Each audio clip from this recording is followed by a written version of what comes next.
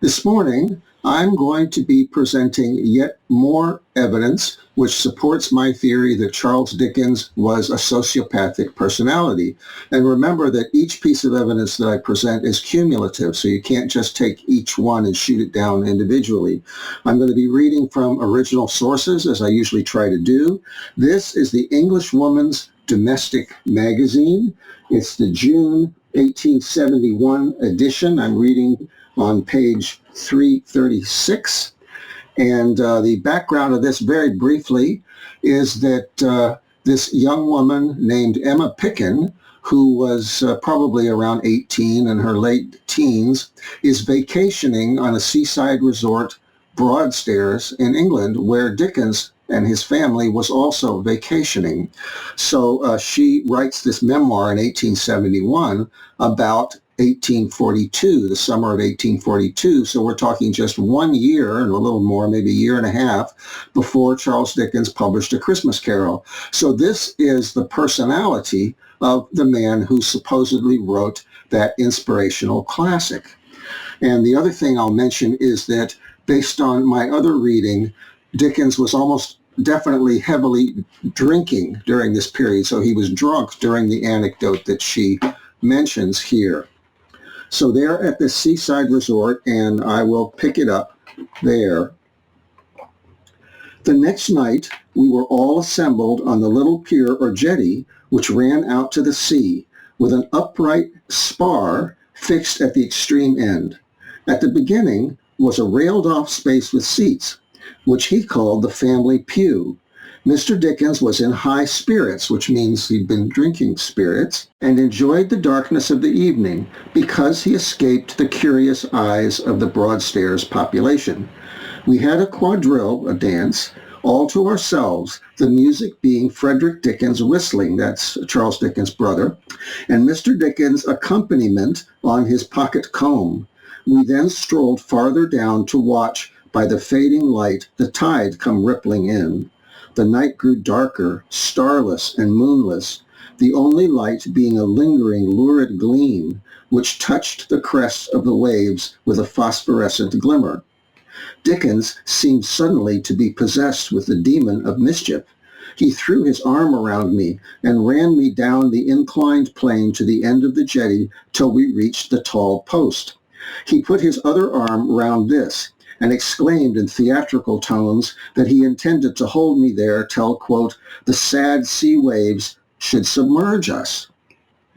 Think of the sensation we shall create. Think of the road to celebrity which you are about to tread.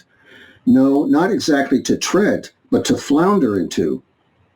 Here I implored him to let me go, and struggled hard to release myself. Let your mind dwell on the column in the Times, wherein will be vividly described the pathetic fate of the lovely E.P., drowned by Dickens in a fit of dementia. Don't struggle, poor little bird. You are powerless in the claws of such a kite as this child. By this time, the gleam of light had faded out, and the water close to us looked uncomfortably black. The tide was coming up rapidly and surged over my feet. I gave a loud shriek and tried to bring him back to common sense by reminding him that my dress, my best dress, my only silk dress would be ruined. Even this climax did not soften him. He still went on with his serio-comic nonsense, shaking with laughter all the time and panting with his struggles to hold me. Mrs. Dickens, a frantic shriek this time, for now the waves rushed up to my knees. Help me. Make Mr. Dickens let me go. The waves are up to my knees. Charles, cried Mrs. Dickens, echoing my wild scream, how can you be so silly? You will both be carried off by the tide. Tragically, but immediately sinking from pathos to bathos, and you'll spoil the poor girl's silk dress.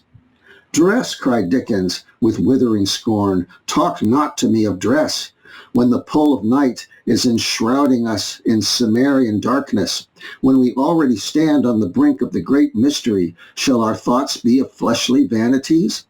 Am I not immolating a brand new pair of patent leathers still unpaid for? Perish such low-born thoughts. In this hour of abandonment to the voice of destiny, shall we be held back by the puerilities of silken raiment? Shall leather or prunella, whatever that may be, stop the bolt of fate? With a sudden parenthetical sinking from bombast to familiar accents and back again. At this point, I succeeded in wrestling myself free and scampered to my friends, almost crying with vexation, my only silk dress clinging clammily round me and streaming with salt water. My chaperone, Mrs. S., received me with unjust severity, evidently thinking I could have got away if I had chosen. "Run home at once," she said majestically, "and take off your wet things. I am surprised at you." During this wrestling match between us, I cannot describe the ridiculous effect produced by his mouthing in the Ercles vein, and now and then a quick descent into comicality. The contrast between the stultified language and the gasping struggles caused by my efforts to get free, his suppressed chuckles at my dismay, my wild appeals, and the expostulations of his wife and the rest, who stood by like the chorus in a Greek play, powerless to help. I went off, escorted by Frederick Dickens, after hearing Mrs. Charles say, "It was too bad of you, Charles. Remember, poor E cannot afford to have her dress destroyed. Of course, you'll give her another?" "Never," was the reply. "I have sacrificed her finery and my boots to the infernal gods. Kismet, it is finished, Eureka, etc., etc." So the thing is, if he was really joking and not being sadistic and covering it with supposed humor, he would have paid for the girl's dress. He could have afforded it. The fact that he refused to pay for the girl's dress suggests to me a sociopathic personality who was enjoying dominating her and terrifying her and pretending that it was all in jest.